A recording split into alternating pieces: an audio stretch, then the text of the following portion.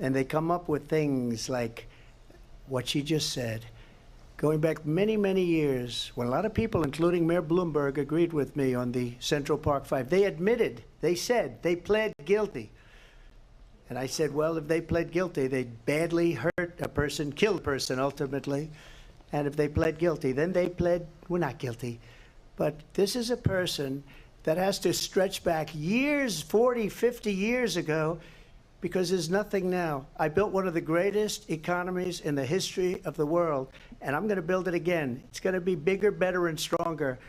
But they're destroying our economy. They have no idea what a good economy is.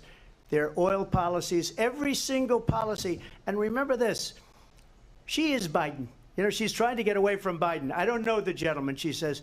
She is Biden. The worst inflation we've ever had, a horrible economy because inflation has made it so bad, and she can't get away with that. Thank you. Your time is up. I want to respond to that, though. I want to just respond briefly. Clearly, I am not Joe Biden, and I am certainly not Donald Trump.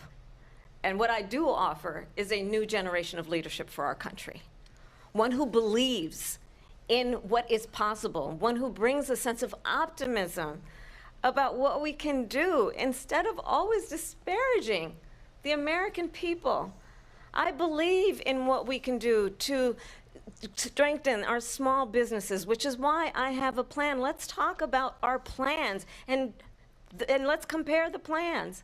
I have a plan to give startup businesses $50,000 tax deduction, to pursue their ambitions, their innovation, their ideas, their hard work. I have a plan, $6,000 for young families for the first year of your child's life, to help you in that most critical stage of your child's development. I have a plan that is about allowing people to be able to pursue what has been fleeting in terms of the American dream by offering a help with down payment of $25,000 down payment assistance for first-time home buyers. That's the kind of conversation, I believe, David, that people really want tonight, as opposed to a conversation that is constantly about belittling and name-calling. Let's turn the page Vice President and move Harris, forward. thank you. Let's turn to policy. President Let's Trump, turn back we to have policy. to move on. President Trump. Let's turn to policy, She please. has a plan to defund the police. She has a plan to confiscate everybody's gun. President Trump, she we has do a have to plan move to on to not other allow issues. fracking in Pennsylvania or anywhere else. Okay. Thank you, That's Mr. what her President. plan is until just recently. I just need Lindsey, to go ahead. respond President because Trump, the President former Trump. president has said No, I'm something sorry. twice that I need to No, respond to. I'm sorry. We're going to move on, Vice President Harris. To what he President has said Trump, this is multiple now times. your Yes. third time running for president. You have long vowed to repeal and replace the Affordable Care Act, also known as Obamacare. You have failed to accomplish that. You now say you're going to keep Obamacare, quote, unless we can do something much better. Correct. Last month, you said, quote, we're working on it. So tonight, 9 years after you first started running, do you have a plan, and can you tell us what it is? Obamacare was lousy health care, always was. It's not very good today. And what I said, that if we come up with something, and we are working on things, we're going to do it and we're going to replace it. But remember this, I inherited Obamacare because Democrats wouldn't change it. They wouldn't vote for it. They were unanimous. They wouldn't vote to change it. If they would have done that, we would have had a much better plan than Obamacare. But the Democrats came up. They wouldn't vote for it. I had a choice to make when I was president. Do I save it and make it as good as it can be, never going to be great, or do I let it rot? And I felt I had an obligation, even though politically it would have been good to just let it rot and let it go away. I decided, and I told my people, the top people, and they're very good people. I have a lot of good people in that administration. We read about the bad ones. We had some real bad ones, too, and so do they. They have really bad ones. The difference is they don't get rid of them. But let me just explain. I had a choice to make.